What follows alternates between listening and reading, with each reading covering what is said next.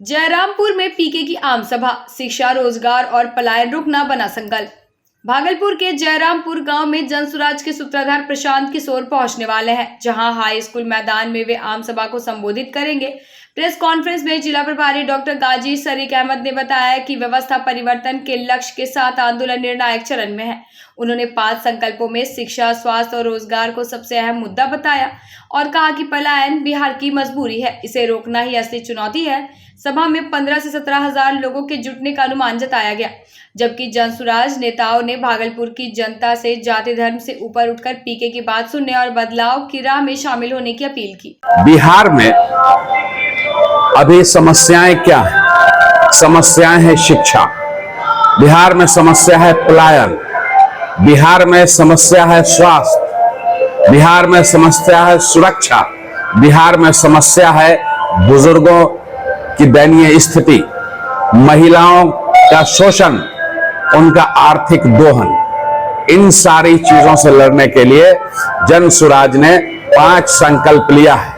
काम सर्वांगीण होगा, सब कुछ होगा, लेकिन हमारी 5 प्राथमिकताएं हैं। पहली प्राथमिकता है शिक्षा।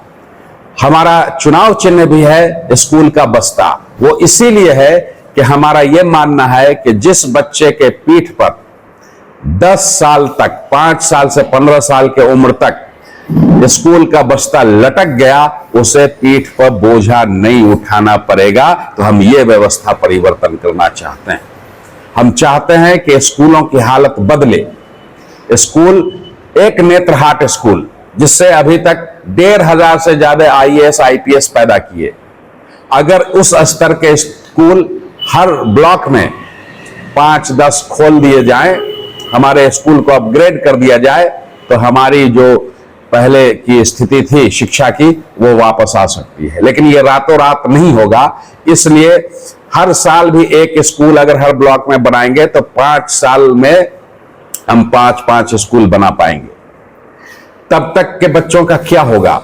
तो प्रशांत जी ने कहा, जनसुराज ने कहा कि हम ऐसे सारे बच्चे जहां शिक्षा नहीं मिल पा रही है, वो पास के किसी भी प्राइवेट स्कूल में पढ़ाएंगे, और उनका जब तक व्यवस्था नहीं हो जाता है, सरकार अपनी व्यवस्था सुदृढ़ नहीं कर लेती है, तब तक उनका स्कूल का फीस सरकार भरेगी। इसमें आप लोगों का अक्सर सवाल होता है कि सरकारी स्कूल में फ्री शिक्षा मिल रही है, आप उनको पैसा देंगे। तो मैं आपको बता दूं कि 864 रुपए आज के डेट में 864 रुपए प्रति बच्चा सरकार को खर्च करना पड़ रहा है।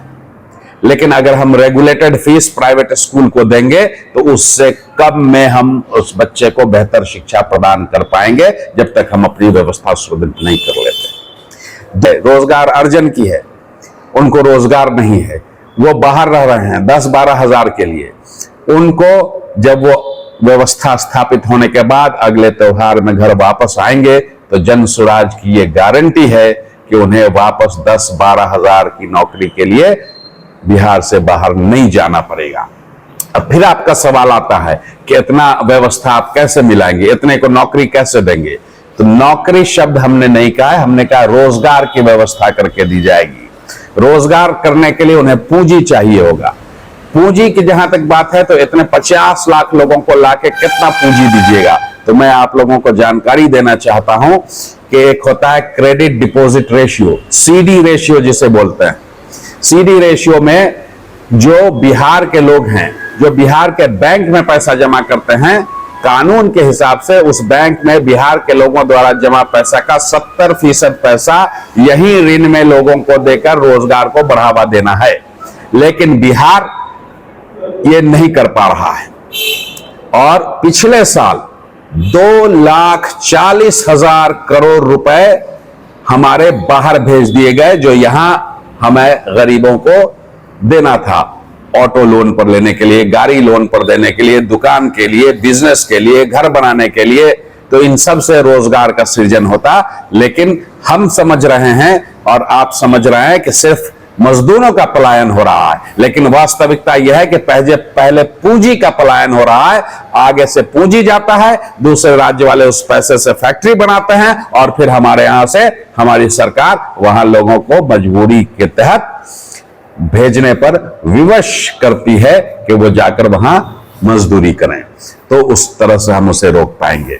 ये अगर कोई विपत्ति आती है और आपके पास पैसे नहीं है, तो महिलाओं ने जो छोटे छोटे पैसे बचा करके रखे हैं, 200, 400, 500, 1000, 1200 रुपए अपने, इसके लिए वो पैसे उस समय में विपत्ति में काम आते हैं, जो इस बात का सबूत है कि परिवार को चलाने के लिए हमारे बच्चे, हमारे नौजवान कमा रहे हैं, लेकिन परिवार में विपत्ति का सामना करने के लिए महिलाओं के द्वारा पैसा जो बचाया गया है वही काम आता है।